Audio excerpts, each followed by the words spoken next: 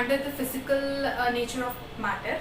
ठीक है, अभी तक हम लोगों ने मैटर के बारे में पढ़ा है कि matter is made up of particles and they are very small.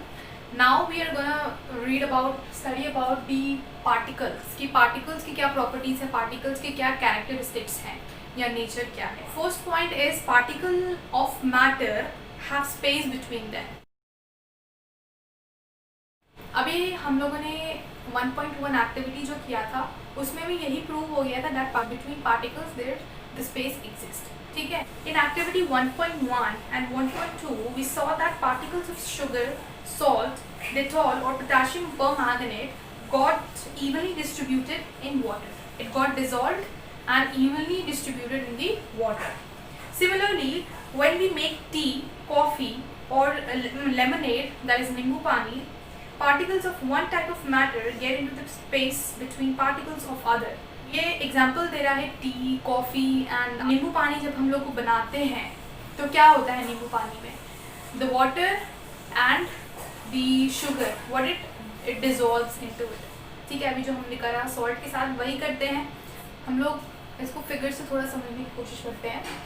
Suppose यहाँ पे है H2O दैट इज वाटर, ठीक है, एंड हेयर इज शुगर। इन दोनों के हम लोग पार्टिकल्स को ड्रॉ करने की कोशिश करते हैं कि कैसा होगा ये पार्टिकल। ठीक है, H2O को जैसे दूर दूर होगा। ठीक है, ये हो गया हमारा H2O के पार्टिकल्स और ये हो गए हमारे शुगर के particles.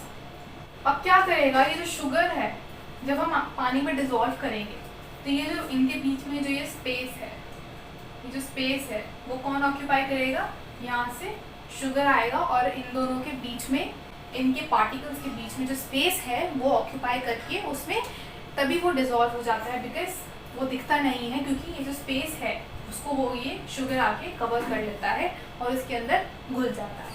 This shows that there is enough space between particles of matter. Next point है particles of matter are continuously moving. इसको भी समझाने के लिए आपकी बुक में 3 एक्टिविटीज दिए गए हैं। Let's read the out. First activity is 1.3 Put an unlit incense sticks in a corner of a glass. Incense stick is अगरबत्ती जो आप लोग पूजे के वक्त इस्तेमाल करते हैं। ठीक है, अब क्या कहा गया है कि बिना जला हुआ जो अगरबत्ती है उसको आप क्लास के किसी एक कोने में जाके रख लें। ठीक है, How close do you have to go near it so as to get its smell? इतनी सी होती है इंसेंस स्टिक्स। ठीक है, उसको अगर किसी एक कोने में डाल दें तो कितना क्लोज आना पड़ेगा उस इंसेंस स्टिक्स के पास ताकि उसकी जो स्मेल है वो हमें आए। Now light the incense stick, what happens now? अब जब हमने उसको जला दिया इंसेंस स्टिक को तो क्या होता है, उसकी जो खुशबू है वो पूरी चारों तरफ फैल जाएगी क्लास में। Do you get the smell sitting at distance? क्या आपको किसी भी डिस्टेंस पे बैठे हुए, दूर बैठे हैं तो भी आपको उसकी स्मेल आ रही है? Record your observation. Yes, obviously जब वो नहीं जली है और जब वो जल गई है उनके बीच में इतना ही अंतर है। अगर वो जली रहेगी तो हम चाहे पास बैठे चाहे दूर बैठे हैं उसकी स्मेल हमें ऑटोमेटिकली आ जाएगी, बिकॉज वो जली है। अगर वो जली नहीं होगी अगरबत्ती तो हमें उसके बहुत ज़्यादा पास जाना पड़ेगा। ठीक है, ताकि उसकी स्मेल हमें आए। तो यहाँ पे इतना ही था इस एक्टिविटी में। नेक्स्ट एक्टिविटी पढ़ते हैं। Take 2 glasses or beaker filled with water. Put a drop of blue or red ink slowly and carefully along the sides of the first beaker and honey in the same way in the second beaker. अब क्या बोला गया? 2 beaker लिए, एक beaker में हमने ink डाला, एक बीकर में हमने हनी डाला, ड्रॉप बाय ड्रॉप। ठीक है, Leave them undisturbed in your house or in a corner of the class. Record your observations. So undisturbed, बिना छुए हुए थोड़ी देर के लिए या थोड़े दिनों के लिए उसको रख दिया जाए ताकि वो सेटल डाउन हो जाए, ताकि वो हिले ना। ठीक है, what you observe immediately after adding the ink drop? अब पानी में हम लोग इंक डालेंगे तो क्या होगा, it will automatically spread, dissolve हो जाएगा ऑटोमेटिकली। ठीक है, और अगर उस बीकर में हनी डालेंगे, because of the honey is very dilute, बहुत गाढ़ा होता है, उसको टाइम लगेगा डिजॉल्व होने में। What you observe immediately after adding a drop of honey. इन दोनों में डिफरेंस, इन दोनों में आपको क्या दिखाई दिया? Immediately after adding ink and immediately after the adding the honey. और मुझे कमेंट करके बताएंगे इस वीडियो के नीचे कि आपके ऑब्जर्वेशन क्या क्या रहे। हाउ मेनी आवर्स और days does it take for the colour of ink evenly throughout the water? Colour of ink को स्प्रेड होने में पानी में पूरी तरह से कितना टाइम लगा या कितने दिन लगे?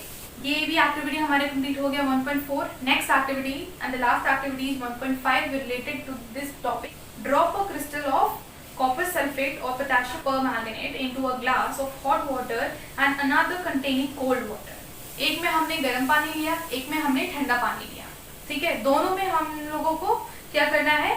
Drop a crystal of crystal, दोनों में एक एक क्रिस्टल डालना है। ठंडे पानी में और गर्म पानी में भी एक एक क्रिस्टल डालना है, कॉपर सल्फेट या फिर पोटेशियम परमैंगनेट, ठीक है। Allow the crystal to settle at the bottom. Do not touch them. What do you observe just above the solid crystal in the glass? What happens as time passes? What does this suggest about the particle of solid and liquid? Does the rate of mixing change with temperature? Why and how? अब एक में ठंडा पानी है और एक में गर्म पानी है, दोनों की स्पीड में अंतर आएगा। From the above three activities 1.3, 1.4 and 1.5 you can conclude the following. इन तीनों एक्टिविटी करने से हमें क्या कंक्लूजन, क्या हम लोग समझे? That the particles of matter are continuously moving. जैसे हम लोगों ने अगरबत्ती जलाई, जैसे ही जलाने के बाद ही उसके जो पार्टिकल्स है वो ज़्यादा तेज मूव होने लगे। बट जब हम लोगों ने अगरबत्ती नहीं जलाई थी तब उसके जो पार्टिकल्स है, उसके स्मेल के जो पार्टिकल्स है वो हम तक नहीं पहुंच रही थी, उसकी मूवमेंट बहुत स्लो थी। Why they move? Because of the kinetic energy. Now what is kinetic energy? Suppose कोई भी ऑब्जेक्ट मूव कर रहा है, like sun is revolving, like we walking down the street. These are the examples of kinetic energy. Like हम लोग जब भी movement पे होते हैं, you can also define it as the energy gained from rest to motion. As the temperature rises, particles move faster. So we can say that with the increase of temperature, the kinetic energy of the particle also increases. In the above three activities, we observe that particles of matter intermix on their own with each other. They do so by getting into the spaces between the particles. वो mix कैसे होते हैं? एक particles की जो space है, suppose अभी मैंने जो एग्जांपल दिया था वाटर और शुगर का, वाटर के बीच में जितने भी स्पेसेस हैं वो जो शुगर आते हैं उसमें डिजोल्व हो जाते हैं और उसके जो स्पेस है उसमें कंबाइन हो जाते हैं और वो मिक्स हो जाते हैं। This intermixing of particles of two different types of matter on their own is called diffusion. So what is diffusion? The intermixing of particles of two different types on their own is called diffusion. We also observe that on heating, diffusion becomes faster. ये हमारा second point over होता है। And third last point is particles of matter attract each other. Now इसमें भी activity दी गई है जिससे आप लोग बहुत ही अच्छे से समझ सकते हैं। बहुत ही अच्छा एग्जाम्पल दिया गया है, इसमें एक्टिविटी दिया गया है। That is 1.6। Play this game on the field, make 4 groups and 4 human chains as suggested. First group should hold each other from the back and lock arms like bihu dances. The figure is given in your book. This is the first group. Second group क्या है? The second group should hold hands to form a human chain. Human chain कैसे बनता है? आप लोगों ने chain शायद खेला होगा गेम, आप लोगों को पता होगा। तो चेन कैसे बनता है? हैंड टू हैंड होल्ड करते हैं and this is the chain, ठीक है। ऐसे वो चेन बनता जाएगा। तो ये हमारा सेकेंड ग्रुप हो गया। Then third group is the third group should form a chain by touching each other with their fingertips, only fingertips. इससे ऐसे चेन बनाना है। फर्स्ट इज वेस्ट होल्ड करना है उनका, ठीक है। Then second is hand and the third is through only fingertips. ये हो गया हमारा थर्ड ग्रुप, ठीक है। Now the fourth group of students should run around and try to break the human chain one by one into as many groups as possible. Now अब क्या करना है? ये 3 ग्रुप तो हो गए। अब जो चौथा ग्रुप क्या करेगा? वो चेन ब्रेक करने की कोशिश करेगा, सबके chain break. First group, second group, third group, ठीक है। दौड़ते दौड़ते उसको चेन ब्रेक करना है, ठीक है, दौड़ते दौड़ते। Which group was the easiest to break and by? अब जिसके बीच में बॉन्डिंग या स्पेस ज़्यादा होगा उसको ब्रेक करना ज़्यादा आसान होगा। अब यहाँ पे स्पेस वाली बात आ गई, ठीक है। जिस पार्टिकल या जिस ग्रुप के बीच में होल्डिंग गैप ज़्यादा होगा, स्पेस ज़्यादा होगा, वो आसानी होगी तोड़ने में, ठीक है। सबसे ज़्यादा आसानी किस में होगी?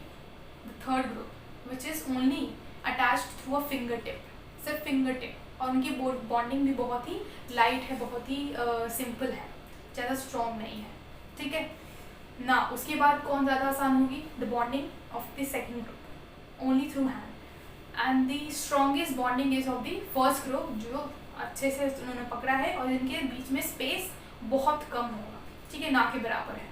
वो ह्यूमन पार्टिकल्स को रिप्रेजेंट कर रहे हैं, एंड जो दोनों के बीच में स्पेस है वो स्पेस को रिप्रेजेंट कर रहे हैं पार्टिकल्स के। Next, if we consider each student as a particle of matter, then in which group the particles help each other with the maximum force. सबसे ज़्यादा फोर्स किस ग्रुप को ब्रेक करने में लगा? The first one, because space बहुत कम है और उनके बीच में बॉन्डिंग बहुत ज़्यादा है, इसलिए फोर्स ज़्यादा लगानी पड़ी, maximum force. And the minimum force is in the third group, जिसमें सबसे ज़्यादा बहुत ही लाइट बॉन्डिंग है, बहुत ही हल्की बॉन्डिंग है, एंड स्पेस बहुत ज़्यादा है, ठीक है। एक और एक्टिविटी दी गई है 1.7, take an iron nail, a piece of chalk and a rubber band, try making them by hammer और कटिंग और stretching them. In which of the following three substances do you think the particles are held together with greater force? इन तीनों में से अब क्या करना है? इसको ब्रेक करना है थ्रू हैमर से, या कटिंग, या तो स्ट्रेचिंग। इन तीनों में से कोई भी चीज़ यूज़ कर सकते हैं। सबसे ज़्यादा किस में फोर्स लगेगा? इसका आंसर बहुत इजी है। जो सबसे ज़्यादा हार्ड मटेरियल है, जिसको तोड़ना सबसे ज़्यादा हार्ड है, वही है like iron nail. Iron nail को अगर ठोकेंगे with hammer, then also it is very hard to break it.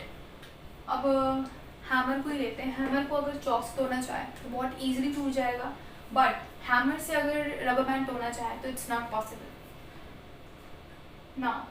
अब आयरन नेल को हम लोग अगर कट करना चाहें तो कट भी नहीं कर सकते। सीजर के थ्रू अगर कट करना चाहे तो ये कट नहीं हो सकता, इट कैन बी कट, ठीक है। रबर बैंड बहुत ही ईजिली कट हो जाएगा। नाउ स्ट्रेचिंग, इसको स्ट्रेच कर सकते हैं? नो। क्यों? बिकॉज बॉन्डिंग बहुत फोर्स के साथ है इन के पार्टिकल्स के बीच में।